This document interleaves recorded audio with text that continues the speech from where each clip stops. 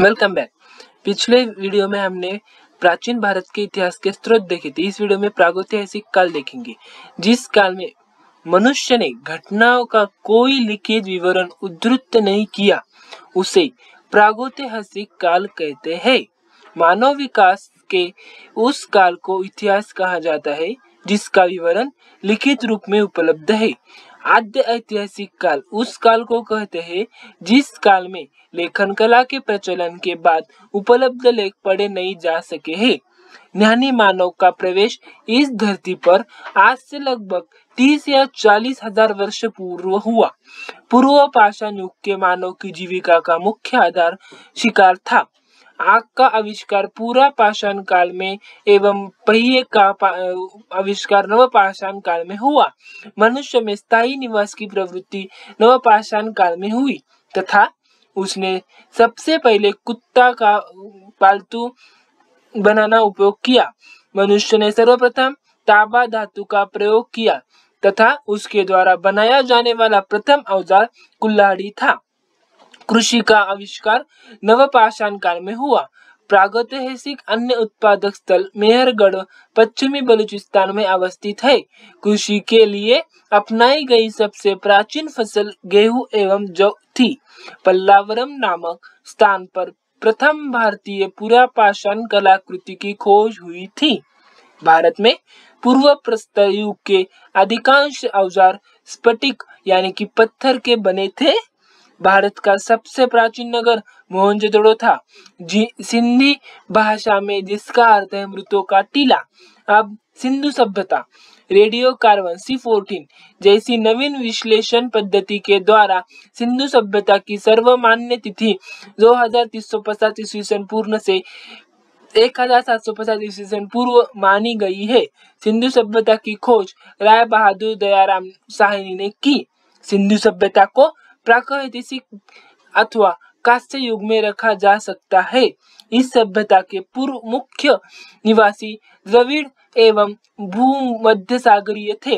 सिंधु सभ्यता के सर्वाधिक पश्चिमी पुरास्थल सूतकांगेडोर, पूर्वी पुरास्थल आलमगीरपुर, उत्तरी पुरास्थल मांदा तथा दक्षिणी पुरास्थल दाइमाबाद। सिंधु सभ्यता या सैंधव सभ्यता नगरीय सभ्यता थी।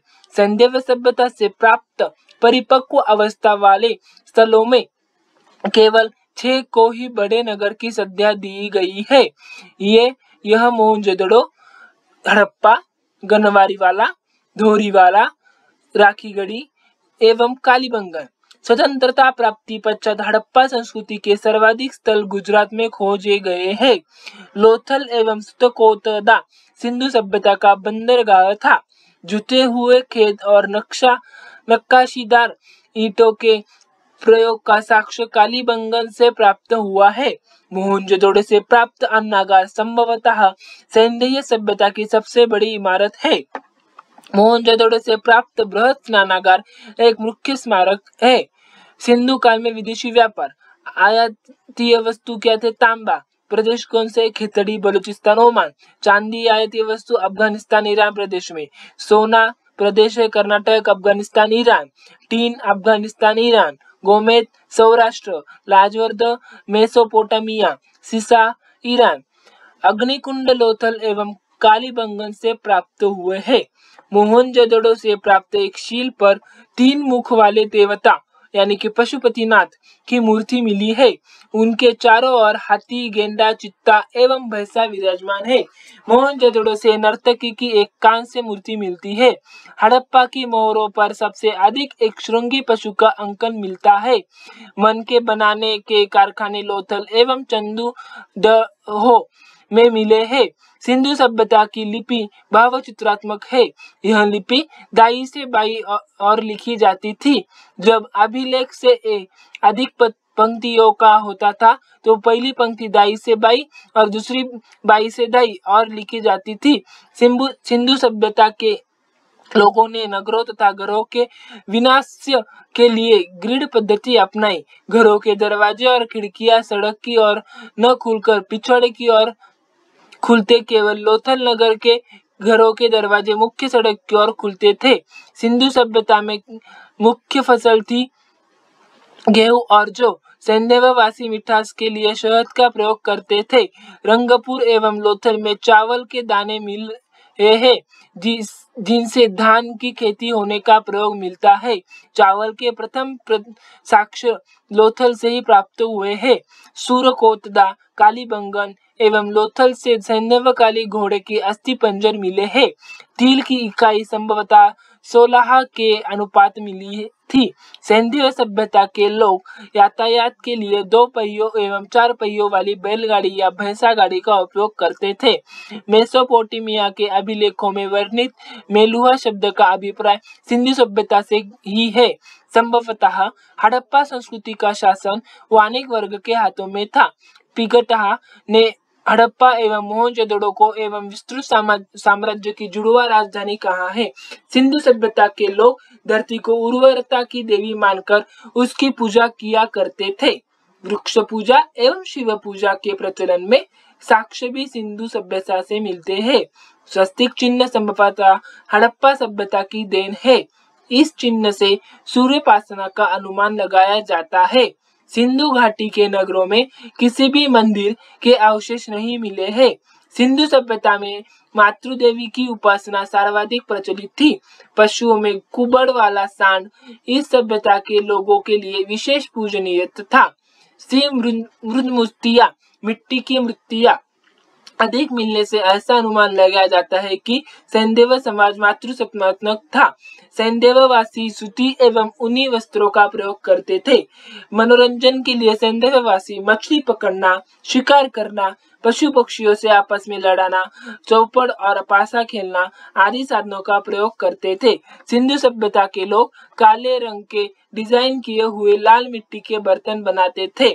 सिंधु घाटी के लोग तलवार से परिचित नहीं थे। कालीबंगन एकमात्र हड़प्पा कालीन स्थल था जिसका निचला शहर भी किले से घिरा हुआ था। वो सामान्य लोगों को रहने के लिए हेतु के लिए था। पर्दा प्रथा एवं वैश्यवृत्ति सैंधव सभ्यता में प्रचलित थी। शवों को जलाने एवं गाड़ने यानी दोनों प्रथाएं प्रचलित थी। हड़प्पा में शवों को दफनाने जबकि मोहनजोदड़ो में जलाने की प्रथा विद्यमान थी। लोथल एवं कालीबंगा में युग्म समाधियां मिली है। सैंधव सभ्यता के विनाश का संभवतः सबसे प्रभावी कारण बाढ़ था। आग में पकी हुई मिट्टी को टेराकोटा कहा जाता है। सैंधव सभ्यता के प्रमुख स्थल नदी उत्खननकर्ता एवं वर्तमान स्थिति। प्रमुख स्थल हड़प्पा, नदी रावी, उत्खननकर्ता दयाराम साहनी एवं माधी स्वरूप वत्स। वर्ष 1921। पाकिस्तान का मोंटगोमरी जिला इत्यादि। अब आता है वैदिक सभ्यता। वैदिक काल का विभाजन 2 भागों में। एक ऋग्वैदिक काल 1500 से 1000 ईस्वी सन पूर्व और दूसरा है उत्तर वैदिक काल 1000 से 86 ईस्वी सन पूर्व में किया गया है। आर्य सर्वप्रथम पंजाब एवं अफगानिस्तान में बसे।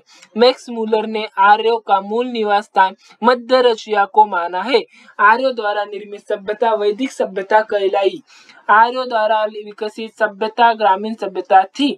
आर्यों की भाषा संस्कृत थी। आर्यों के प्रशासनिकीय इकाई आरोही क्रम से इन 5 भागों में बांटा था। कुल, ग्राम, विश, जन, राष्ट्र। ग्राम के मुखिया ग्रामीणी एवं विश का प्रधान विशपति कहलाते थे। जन के शासक को राजन कहा जाता था। राज्याधिकारियों में पुरोहित एवं सेनानी प्रमुख थे। सूत, रथकार तथा कम्मादी नामक अधिकारी रत्नी कहे जाते थे। इनकी संख्या राजा सहित करीब 12 हुआ करती थी। पूर्व दुर्गापति एवं स्पष्ट जनता की गतिविधियों को देखने वाले गुप्तचर होते थे। वाजपति गोचर भूमि का अधिकारी होता था। उग्र अपराधियों को पकड़ने का कार्य करता था। सभा एवं समिति राजा को सलाह देने वाली संस्था थी। सभा श्रेष्ठ एवं संभ्रांत लोगों की संस्था थी, जबकि समिति सामान्य जनता का प्रतिनिधित्व करती थी। इसके अध्यक्ष को ईशान कहा जाता था। दिशा पूर्व, उत्तर वैदिक शब्द प्राची, राजा का नाम सम्राट। पश्चिम प्रतीची, स्वराष्ट्र। दिशा उत्तर, उत्तर वैदिक शब्द उदीची, राजा का नाम विराट। दिशा मध्य, राजा का नाम राजा। दिशा दक्षिण, राजा का नाम भोज। युद्ध में कबीले का नेतृत्व राजा करता था। युद्ध के लिए गविष्टि शब्द का प्रयोग किया गया है, जिसका अर्थ है गायों की खोज। दशराज युद्ध का उल्लेख ऋग्वेद के 7वें मंडल में है। यह युद्ध रावी के नदी के तट पर सुदास एवं 10 जनों के बीच लड़ा गया, जिसमें सुदास विजयी हुआ। ऋग्वैदिक समाज 4 वर्णों में विभक्त था। ये वर्ण थे ब्राह्मण, क्षत्रिय, वैश्य और शूद्र। यह विभाजन व्यवसाय पर आधारित था। ऋग्वेद के 10वें मंडल के पुरुषों सूक्त में चतुर्वर्णों का उल्लेख मिलता है। इसमें कहा गया है कि ब्राह्मण परम पुरुष के मुख से, क्षत्रिय उनकी भुजाओं से, वैश्य उनकी जांघों से एवं शूद्र उनके पैरों से उत्पन्न हुए हैं। आर्यों का समाज पितृ प्रधान था। समाज की सबसे छोटी इकाई परिवार या कुल थी, जिसका मुखिया पिता होता था, जिसके कुलूप कहा जाता था। स्त्रियां इस काल में अपने पति के साथ यज्ञ कार्य में भाग लेती थी। बाल विवाह एवं प्रदा प्रथा का प्रचलन नहीं था। विधवा अपने मृतक पति के छोटे भाई से विवाह करती थी। स्त्रियां शिक्षा ग्रहण करती थी। ऋग्वेद में लोपामुद्रा, घोषा, सिक्ता, आपला एवं विश्वास जैसी विदुषी स्त्रियों का वर्णन है। जीवन भर अविवाहित रहने वाली महिलाओं को अमाजू कहा जाता था। आर्यों का मुख्य पेय पदार्थ सोमरस था। यह वनस्पति से बनाया जाता था। आर्य मुख्यतः 3 प्रकार के वस्त्रों का उपयोग करते थे। 1 वास, 2 अधिवास और 3 उष्णीष। अंदर पहनने वाले कपड़ों को निवि कहा जाता था। आर्यों के मनोरंजन के मुख्य साधन थे संगीत, रथ दौड़, घुड़दौड़ एवं द्रुत क्रीड़ा। उपनिषद की कुल संख्या 108, महापुराणों की कुल संख्या 18, वेदांगों की कुल संख्या 6। आर्यों का मुख्य व्यवसाय पशुपालन एवं कृषि था। गाय को अधान न मारे जाने योग्य पशु की श्रेणी में रखा गया था। गाय की हत्या करने वाले या उसे घायल करने वाले के लिए वेदों में मृत्युदंड अथवा देश से निकाले की व्यवस्था की गई है। प्रमुख दर्शन एवं उसके प्रवर्तक। दर्शन चार्वाक, प्रवर्तक चार्वाक, योग प्रवर्तक पतंजलि, दर्शन सांख्य प्रवर्तक कपिल, दर्शन न्याय प्रवर्तक गौतम, दर्शन पूर्व मीमांसा प्रवर्तक है जैमिनी, दर्शन उत्तर मीमांसा प्रवर्तक है बादरायण, दर्शन वैश्विक प्रवर्तक कनाद या उलूप। आर्यों का प्रिय पशु घोड़ा एवं सर्वाधिक प्रिय देवता इंद्र थे। आर्यों के द्वारा खोजी गई धातु लोहा थी, जिसे श्याम अयस कहा जाता था। तांबे को लोहित अयस कहा जाता था। व्यापार हेतु दूर दूर तक जाने वाला व्यक्ति को पानी कहते थे। लेन देन में वस्तु विनिमय की प्रणाली प्रचलित थी। ऋण देकर ब्याज लेने वाला व्यक्ति को वैज्ञान या सूदखोर कहा जाता था। मनुष्य एवं देवता के बीच मध्यस्थ की भूमिका निभाने वाले देवता के रूप में अग्नि की पूजा की जाती थी। ऋग्वेद में उल्लिखित सभी नदियों में सरस्वती सबसे महत्वपूर्ण तथा पवित्र मानी जाती थी। ऋग्वेद में गंगा और यमुना का उल्लेख सिर्फ एक बार हुआ है। उत्तर वैदिक काल में इंद्र के स्थान पर प्रजापति सर्वाधिक प्रिय देवता हो गए थे। उत्तर वैदिक काल में राजा के राज्याभिषेक के समय राजसूय यज्ञ का अनुष्ठान किया जाता था। ऋग्वेद कालीन नदियां कौन सी है? प्राचीन नाम कुंभ, आधुनिक का नाम है कुर्रम, प्राचीन नाम है कुभा, आधुनिक नाम काबुल, प्राचीन नाम है विशस्ता, आधुनिक नाम झेलम इत्यादि। उत्तर वैदिक काल में वर्ण व्यवसाय की बजाय जन्म के आधार पर निर्धारित होने लगे थे। उत्तर वैदिक काल में हल को सिर और हल रेखा को सीता कहा जाता था। उत्तर वैदिक काल में निष्क और शतनाम मुद्रा की इकाइयां थी, लेकिन इस काल में किसी खास भार, आकृति और मूल्य के सिक्कों के चलन का कोई प्रमाण नहीं मिलता। सांख्य दर्शन भारत के सभी में सबसे प्राचीन है। इसके अनुसार मूल तत्व 25 है, जिनमें प्रकृति का पहला तत्व है। सत्यमेव जयते मुंडकोपनिषद के लिए गया है। इसी उपनिषद में यज्ञ की तुलना टूटी नाव से की गई है। गायत्री मंत्र सवितृ नामक देवता को संबोधित है, जिसका संबंध ऋग्वेद से है। उत्तर वैदिक काल में कौशाम्बी नगर में प्रथम बार पक्की ईंट का प्रयोग किया गया। महाकाव्य दो है, महाभारत एवं रामायण। महाभारत का पुराना नाम जय संहिता है। यह विश्व का सबसे बड़ा महाकाव्य है। गोत्र नामक संस्था का जन्म उत्तर वैदिक काल में हुआ।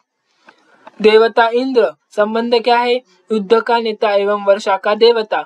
देवता अग्नि संबंध देवता एवं मनुष्य के बीच का मध्यस्थ। वरुण देवता, उसका संबंध पृथ्वी एवं सूर्य के निर्माता। समुद्र का देवता, विश्व के नियामक एवं शासक। सत्य का प्रतीक, ऋतु परिवर्तन एवं दिन रात का कर्ता। सोम वनस्पति देवता। उषा प्रगति एवं उत्थान देवता। अश्विन देवता, विपत्तियों को हरने वाला देवता। पुष्ण देवता, पशुओं का देवता। विष्णु देवता, विश्व के संरक्षक एवं पालन करता। मरुत देवता, आदि तूफान का देवता। धन्यवाद। इस वीडियो में इतना ही। मेरे चैनल को लाइक सब्सक्राइब कीजिए। Thank you.